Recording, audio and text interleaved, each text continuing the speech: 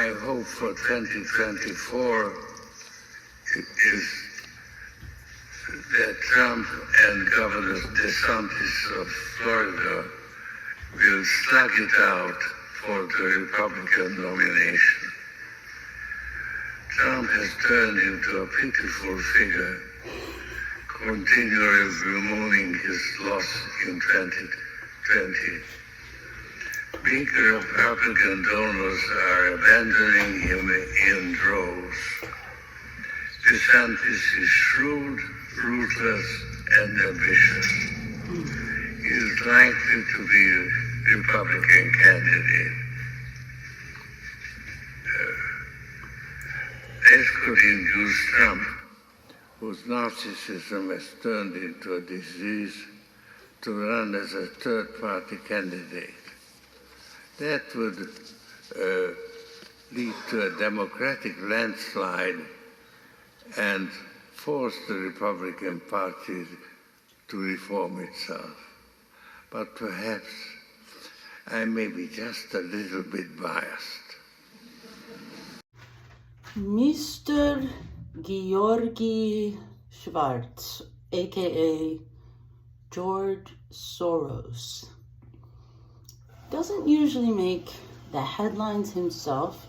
In fact, remember on that Fox Outnumbered about a year and a half ago when it was Newt Gingrich brought up Soros funding the elections of all those district attorneys around the country who were doing the no cash bail and no bail and basically defunding the police.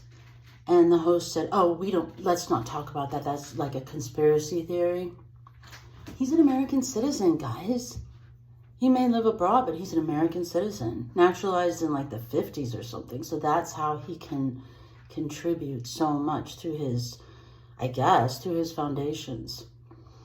And he does give a lot of money to nonprofits, all kinds of nonprofits, especially those that deal in kind of contracting out with government, shaping narratives. In the news cycle these days, I know this happened a while ago, but I had to say something about it. Since when is it considered professional to read from a script and to have a hard time seeing what it says and still be taken seriously?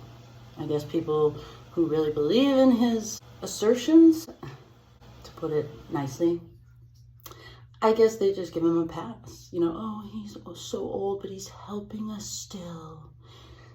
I used to be a big fan when I was opposed to the Iraq War. Okay, that was the first time I heard about him because I was so fed up with George W. Bush that I supported John Kerry, thinking he was different at that time.